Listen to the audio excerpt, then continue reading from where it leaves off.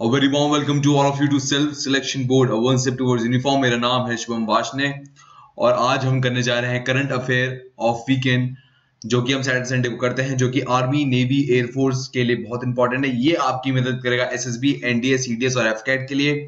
ये वीडियो है 2 मार्च से 8 मार्च तक। चलिए फटाफट शुरू करते हैं।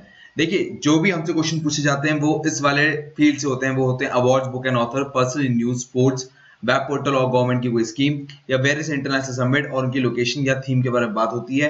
एग्रीमेंट डिस्प्यूट, किसी कंट्री में जो बॉर्डर डिस्प्यूट है वो, जॉइंट मिलिट्री एक्सरसाइजेस, इलेक्शन हुआ है किसी प्रेसिडेंट का वो, और बेसिक ऑर्गेनाइजेशन के बारे में पूछा जाता है जो कि न्यूज में बनी रहती है।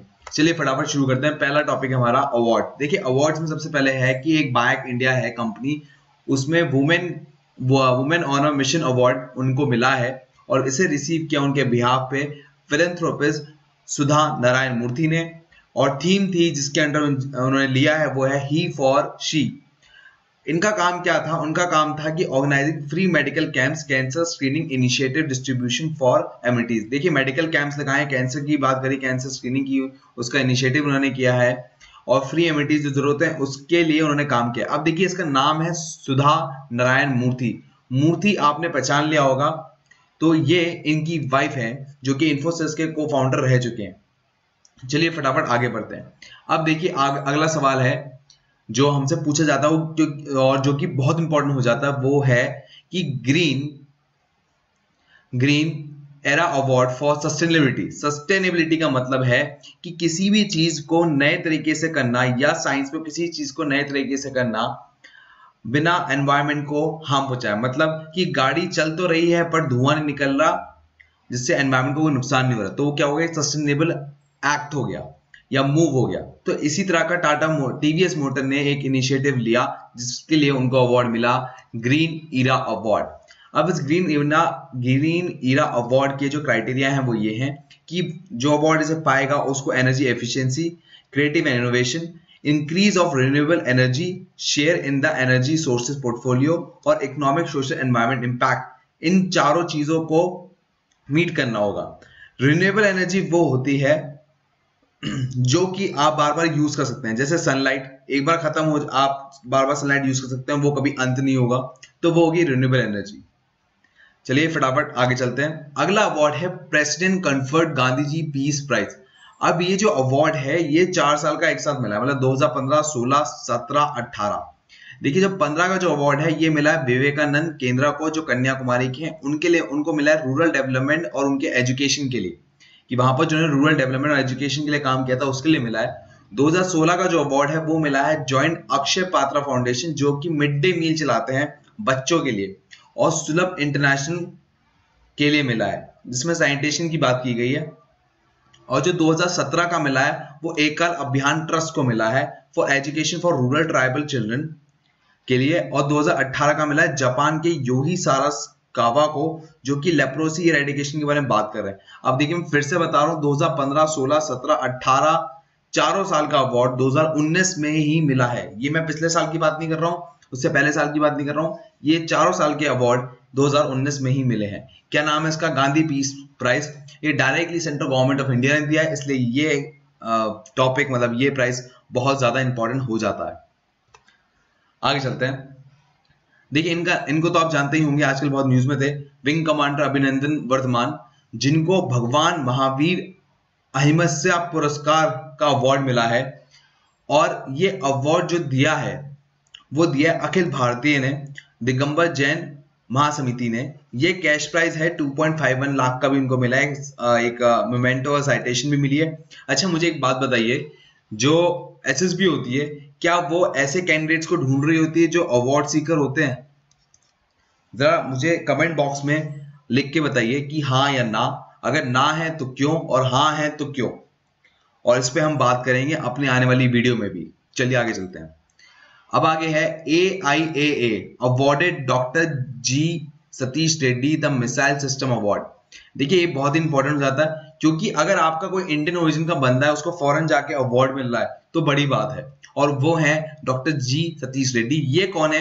देखिए, ये सेक्रेटरी हैं India department of defence research and development और चेयरमैन है DRDO के। DRDO क्या है? Defence research and development organisation. अब देखिए मैंने मोटे मोटे बड़े बड़े अक्षरों में लिखा है यहाँ पर कि वो first person outside the US हैं जिनको अवार्ड किया गया है ये प्रेस्टिजियस अवार्ड नियरली 4 डेकेड्स बाद। तो इसलिए ये बहुत बहुत बहुत इंपॉर्टेंट हो जाता है कि जी सतीश रेड्डी आपको याद हो, इनको मिसाइल सिस्टम अवार्ड मिला है किसके द्वारा? American institute of aeronautics and aeronautics, sorry मेरी जीभ लड़खड़ा गई है, American institute of aeronautic and astronautics. किनको मिला है? Doctor G Satish Reddy. चलिए आगे चलते हैं। Tata steel has been recognised as one of the world most ethical companies. Most ethical company का अवार्ड किसको मिला है? वो है टाटा स्टील। वो इनको मिला है recognition for minerals and mining के लिए। ये अवार्ड के 5 फैक्टर हैं जिनको मीट करना होता है। वो है leadership and reputation, ethics, compliance and programme, culture of ethics, corporate citizen and responsible governance. इन 5 चीजों को टाटा स्टील ने अचीव किया और उनको ये वर्ल्ड मोस्ट एथिकल कंपनी का अवार्ड मिल रहा है। अच्छा, अब आते हैं स्कीम ऑफ वेब पोर्टल पे। स्कीम और वेब पोर्टल की बात करें तो एक बहुत ही ज्यादा इंपॉर्टेंट स्कीम है, या आप कह लीजिए कि गवर्नमेंट के द्वारा एक इनिशिएटिव है जिसका नाम है पीएम सिटैक।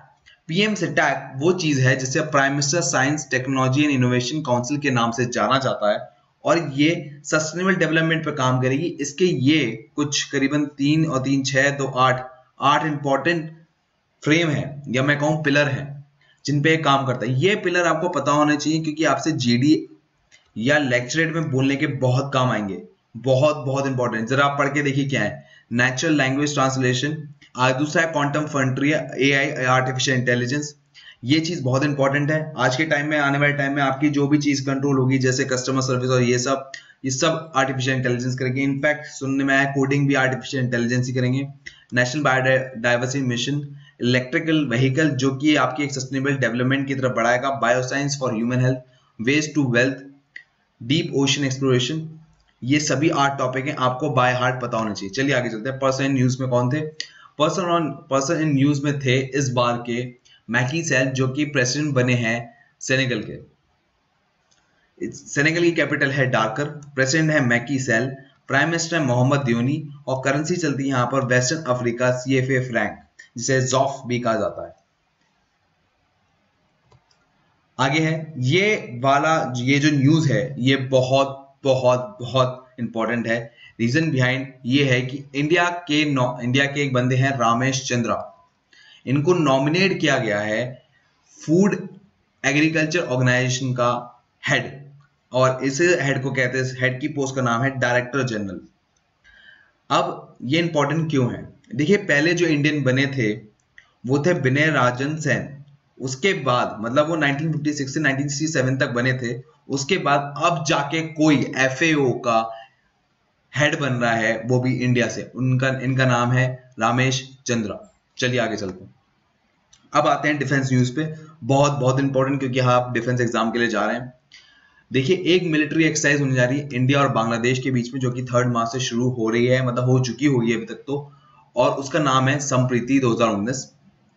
देखिए इसमें कुछ टर्म्स हैं आपको पता होनी चाहिए, आपकी नॉलेज में एक मैं कहूँ ऐड होनी चाहिए। वो है म्यूचुअल कॉपरेशन। इसका मतलब तो आपको पता होगा, एक साथ मिलकर काम करना।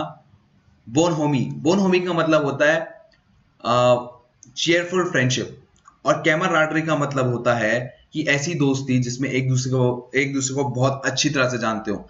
या मैं इसको एक सेंटेंस से ज्वाइन करूं, वो है know your man better than your mothers. तो एक कैमराडरी वो रिश्ता होता है एक दो आदमी के बीच में कि वो एक दूसरे को बहुत अच्छी तरह से जानते हैं, वो है कैमराडरी। बोनहोमी मतलब होता है चीयरफुल फ्रेंडशिप, और म्यूचुअल कॉपरेशन आपको पता ही है। तो इन 3 फैक्टर पे संप्रीति नाम की मिलिट्री एक्सरसाइज हुई है। चलिए आगे चलते हैं। एक और एक्सरसाइज हुई है जिसका नाम है मेन आमती मिलिट्री एक्सरसाइज। ये हुई है बॉर्डर सिक्योरिटी फोर्स और बॉर्डर गार्ड बांग्लादेश के बीच में, जिसका नाम है BGB। ये एक पैरामिलिट्री एक्सरसाइज है और ये बांग्लादेश के कोमिला डिस्ट्रिक्ट में हुई है। अब आते हैं समिट्स पे। इस हफ्ते के जो समिट्स हैं उसमें सबसे इंपॉर्टेंट पहला आ जाता है global digital health partnership summit, जो कि न्यू दिल्ली में हुई थी। कहां पर हुई थी? न्यू दिल्ली में। अब इस पार्टनरशिप में जो थीम आया था थ्रू डिजिटल टेक्नोलॉजीज, ये एक थीम था। अब इसके साथ जो इंपॉर्टेंट बात है कि इसने कोलैबोरेशन है गवर्नमेंट की टेरिटरीज एंड गवर्नमेंट एजेंसी के साथ और वर्ल्ड हेल्थ ऑर्गेनाइजेशन के साथ, प्लस इसका एम है to implementation of digital health services, and ये स्टैब्लिश हुई थी फरवरी 2018, मतलब जस्ट अभी ही ये स्टैब्लिश हुई है। तो ये न्यूज में और इंपॉर्टेंट हो जाती है कि इसका स्टैब्लिशमेंट कहाँ हुआ है, वो है न्यू दिल्ली में, और ये कब हुई है, 2018 में, मतलब पिछले साल हुई थी। और ये कौन से नंबर की है, ये 4th नंबर की है। चलिए आगे चलते हैं। स्पोर्ट्स, देखिए स्पोर्ट्स में आज की जो न्यूज है वो है योगा पे। देखिए योगा कहीं ना कहीं मोदी जी ने बड़ा फेमस कर दिया, इस वजह से ये एग्जाम के लिए और परमानेंट हो जाता है, और वो भी तब जब चाइना जैसा देश, या मैं कहूँ हांगकांग जैसा देश उसको करता है, और उसमें भी बीजेपी के जो ओवरसी प्रेसिडेंट है वो वहां पर पहुंच जाते हैं। तो वहां पर 1000 लोगों ने योगा किया, और जो योगा किया उसमें परफॉर्म किया वीरभद्रासन योगा का एक पोस्चर जिसे हम कहते हैं वॉरियर सेकंड पोज, 3 मिनट के लिए किया 1000 लोगों ने एक साथ। आगे चलते हैं।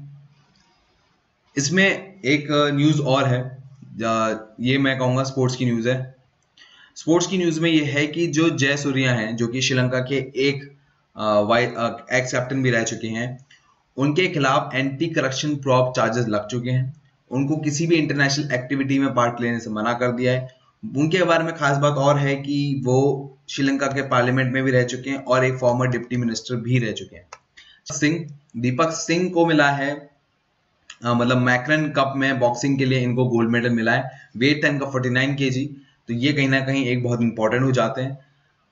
और इसके साथ हम आगे चलते हैं। रॉजर फेडरर, अगली जो न्यूज है रॉजर फेडरर के बारे में, जिन्होंने अपना 100 कैरियर टाइटल जीता है दुबई में। देखिए इन्होंने 100 कैरियर टाइटल जो जीता उन्होंने दुबई टेनिस चैंपियनशिप में जीता, और जिससे पहले ये जो 100 कैरियर टाइटल लगातार जो जीता है वो जिमी कॉर्नर ने जीता है, जो कि उन्होंने 109 टाइटल जीते थे, उसके बाद उन्होंने रिटायरमेंट ले लेते। जिमी कॉर्नर ये हैं, और रॉजर फेडरर को तो आप जानते ही हैं। चलिए आगे चलते हैं।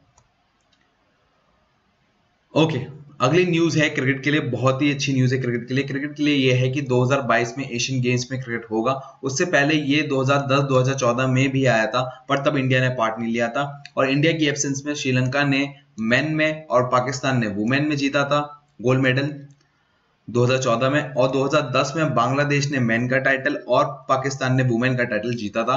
तो 2022 में उम्मीद करें एशियन गेम्स में क्रिकेट होगा वहां पर और हमारा गोल्ड मेडल आएगा, ये इंपॉर्टेंट हो जाता है। और ये एशियन गेम्स होंगे चाइना में। चाइना की जो लोकेशन है उसका नाम है हैंगजू, इस जगह पर होंगे। चलिए आगे चलते हैं। देखिए ये इंपॉर्टेंट है बहुत ज्यादा, बहुत ज्यादा। रीजन बिहाइंड जो पूनिया है, बजरंग पूनिया, इन्होंने एक वर्ल्ड नंबर 1 रेसलर 65 kg के थे, उनको हराकर अपने नाम टाइटल पाया है। और उनका नाम था, जिनको हराया उनका नाम है जॉर्डन ओलिवर ऑफ यूएसए, और जिस टूर्नामेंट में हराया उसका नाम है डैन कोल्वो निकोलवा पेट्रोवा इंटरनेशनल रेसलिंग। बहुत ही मुश्किल नाम है। तो DKNP नाम के इंटरनेशनल चैंपियनशिप में उन्होंने हराया है। वेट कैटेगरी थी 65 kg। कौन है? बजरंग पूनिया। चलिए आगे चलते हैं। देखिए इनका नाम तो सभी जानते हैं, क्रिस गेल। वैसे तो ये रिटायरमेंट लेने वाले हैं, पर रिटायरमेंट लेने से पहले ही इन्होंने अपना ही एक रिकॉर्ड बनाया है, और इस रिकॉर्ड में उन्होंने 500 सिक्सेस मारे हैं इंटरनेशनल क्रिकेट में। और ये जो मारा है इन्होंने 500 सिक्सेस का रिकॉर्ड, ये मारा है 4th ODI में अगेंस्ट इंग्लैंड, और ये अपने आप में पहले बैट्समैन बन जाते हैं जिन्होंने रिकॉर्ड बनाया है। चलिए आगे चलते हैं। अब आते हैं बुक्स पे। बुक्स के नाम पर सिर्फ इस बार एक ही बुक है जो लिखी है डॉक्टर H चतुर्वेदी, जो कि quality accreditation and ranking launch पर है। यहाँ लिखा है क्वालिटी एक्रीडेशन एंड रैंकिंग, इस पे किताब है। इस पे ये मेरे हिसाब से बहुत ही वीक है, बट क्योंकि इसका जो उद्घाटन किया था वाइस प्रेसिडेंट साहब ने किया था, हमारे M वेंकैया नायडू ने, तो इसको इसलिए किताब को लेना पड़ा। तो उम्मीद करते हैं अगर आए तो आप बस याद रखिएगा कि क्वालिटी पे कोई अगर पूरे साल में कोई किताब लिखी है उसका नाम है doctor H Chaturvedi. Important dates पे आ जाते हैं। इंपॉर्टेंट डेट्स सिर्फ 2 हैं। पहला है सिविल डिफेंस डे, जो कि मार्च 1 2019 में हुआ है। उसका थीम था चिल्ड्रन सेफ्टी आर रेस्पॉन्सिबिलिटी। और दूसरा था इंटरनेशनल वुमेन डे, जो कि मार्च 8 को है, जस्ट एक दिन पहले जब मैंने ये वीडियो बनाई है। और ये जो वीडियो, इस पे जो थीम था वो था think equal build smart innovative for change. अब आते हैं ऑर्गेनाइजेशन पे। इस हफ्ते दो ऑर्गेनाइजेशन बहुत ज्यादा न्यूज में रही। पहली थी OECD। OECD है organisation for economic cooperation development. इन्होंने दुनिया की ग्रोथ बताई जो कि 3.3% है, जो कि पहले थी 3.5%, तो 0.2% की गिरावट आई है। रीजन बिहाइंड था ब्रेक्सिट। उन्होंने बताया कि ब्रेक्सिट एक बहुत बड़ी वजह है जहां पर 0.2% की ग्रोथ कम हुई है। ये फॉर्म हुई थी 16 अप्रैल 1948। इससे ज्यादा इंपॉर्टेंट की हेडक्वार्टर पेरिस फ्रांस में है। इसके मेंबर हैं 36 स्टेट्स। ऑफिशियल लैंग्वेज है इंग्लिश एंड फ्रेंच और सेक्रेटरी जनरल है जोस एंजल गुरिया। अगली जो ऑर्गेनाइजेशन है वो है food agriculture organisation. Food agriculture organisation के बारे में बात करें, हमने पहले ही बात की थी, उसमें रमेश चंद्रा जी जो थे उनको इसका डायरेक्टर जनरल बनाया गया है। बट इसमें जो खास बात ये है कि ये इसका जो मेन थीम है इंटरनेशनल का, इसका काम है and effort to defeat hunger, और ये 1945 में आई थी। That's it about this. अब मैं आपसे एक रिक्वेस्ट करूंगा, मेरा एक इंस्टाग्राम पेज है जिसका इसमें 156 फॉलोवर हो गए हैं, वहां पर ऐसी ही नोटिफिकेशन आती रहती है, तो मैं चाहूंगा आप वहां जाकर इसे फॉलो करें और कहीं ना कहीं आपको बेनिफिट होगा। प्लस मेरा एक फेसबुक पेज भी है, वहां जाके आप लाइक करें और आपको डिफेंस रिलेटेड सारी वीडियो की नोटिफिकेशन आपको मिलती रहेंगी। इस पूरे करंट अफेयर की PDF आपको मेरे फेसबुक पेज पे मिलेगी। लिंक इसके डिस्क्रिप्शन में है। विदिन 24 आवर में वो डिस्क्रिप्शन PDF आपको मिल जाएगी। तो दोस्तों मैं विदा लेता हूँ, मेरा जय हिंद थोड़ा साइड में हो गया, तो मैं आपके लिए लिखना चाहूंगा जय हिंद, और मिलते हैं अगली वीडियो में। अगली वीडियो सून आएगी, तो विदा लेता हूं मैं आपसे। Take care, bye bye.